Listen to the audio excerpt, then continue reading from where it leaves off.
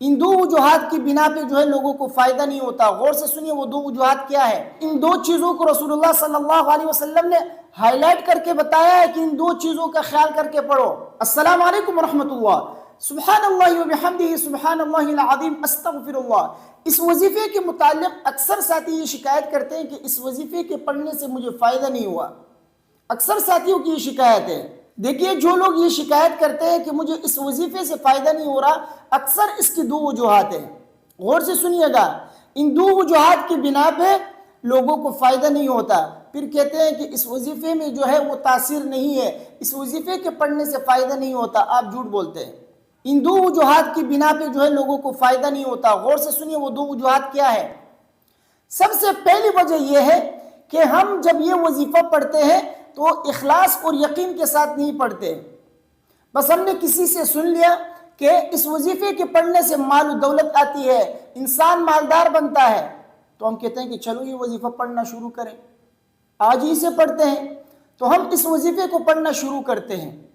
یا جو ہے کسی ساتھی نے آپ کو بتایا یار یہ وظیفہ میں پڑھ رہا ہوں، مجھے فائدہ ہوا ہے، آج سے یہ وظیفہ تم بھی پڑھنا، تمہیں بھی فائدہ ہوگا۔ تو ہم کیا کرتے ہیں، ہم کہتے ہیں کہ چلو اتنے وظائف پڑھ لیے جس سے فائدہ نہیں ہوا، اس وظیفے کو بھی شروع کرتے ہیں، اس کو بھی ٹیسٹ کر لیتے ہیں، دیکھ لیتے ہیں، ہو سکتا ہے ہمیں فائدہ ہو۔ تو اس وظیفے کو جب ہم پڑھیں گے تو یہ اخلاص اور یقین کے ساتھ نہیں پڑھ رہے ہم اس وظیفے کو ٹیسٹ کر رہے ہیں کہ اس وظیفے سے فائدہ ہوتا ہے یا نہیں ہوتا۔ تو یہ وظیفے کو ٹیسٹ کرنا ہے، یہ اخلاص اور یقین نہیں ہے۔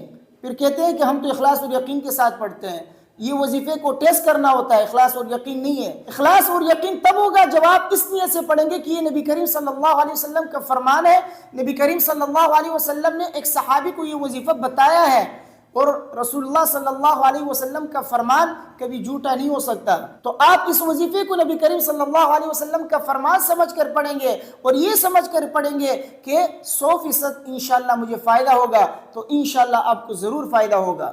تو سب سے پہلی وجہ کیا ہے کہ وظیفے کو اخلاص اور یقین کے ساتھ پڑھے، اور اخلاص اور یقین تبھی آپ کے دل میں پیدا ہوگا جب آپ کیا کریں گے، جب آپ نبی کا فرمان سمجھ کے پڑھیں گے، کسی دوست یا پیر کا وظیفہ سمجھ کر نہیں، رسول اللہ صلی اللہ علیہ وسلم کا فرمان سمجھ کر، اور یہ حدیث سے ثابت ہے، اس لیے میں آپ کو بتا رہا ہوں۔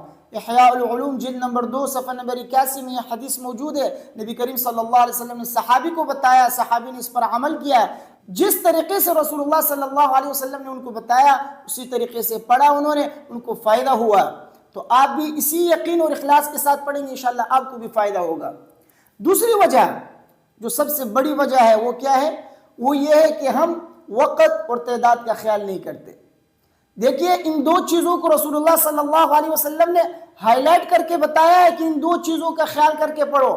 نبی کریم صلی اللہ علیہ وسلم نے وقت کی بھی صراحت کی ہے اور تعداد کی بھی صراحت کی ہے۔ تو صراحت کرنے کی وجہ کیا ہے، اسی وجہ سے صراحت کی ہے کہ یہ دو چیزیں اہم ہیں، ان دو چیزوں کا خیال کر کے آپ اس وظیفے کو پڑھیں گے، آپ کو فائدہ ہوگا۔ تو نبی کریم صلی اللہ علیہ وسلم نے ان دو چیزوں کی صراحت کی ہے۔ نمبر 1 وقت، کس وقت یہ وظیفہ پڑھنا ہے۔ دیکھیے وظیفوں کے لیے بھی وقت ہوتا ہے، وظیفوں کی تعداد ہوتی ہے، آپ اس تعداد کا خیال کر کے، اس وقت کا خیال کر کے پڑھیں گے، انشاءاللہ آپ کو فائدہ ہوگا۔ تو نبی کریم صلی اللہ علیہ وسلم نے ان دو چیزوں کی صراحت کی ہے، وقت اور تعداد۔ وقت کیا ہے، وقت ہے صبح صادق کے بعد اور فجر کی فرض نماز سے پہلے پڑھے۔ بہت سارے ساتھی ایسے ہیں جو روزانہ پابندی کے ساتھ اس وقت میں نہیں پڑھتے ہیں، سورج طلوع ہونے کے بعد نیند سے اٹھ کے پڑھتے ہیں، یا دوسری نمازوں کے بعد پڑھتے ہیں، فجر کی نماز کے بعد نہیں ہوا تو دوسری نماز کے بعد پڑھ لیا۔ دیکھیے کبھی کبھار تو ٹھیک ہے، لیکن پابندی آپ اس کی کریں کہ فجر کی فرض نماز سے پہلے، خواہ سنتوں سے پہلے پڑھیں یا سنتوں کے بعد، لیکن پڑھیں فجر کی فرض نماز پڑھنے سے پہلے، تب جا کے انشاءاللہ آپ کو فائدہ ہوگا۔ اور دوسری بات یہ ہے کہ تعداد کا خیال کر کے پڑھیں۔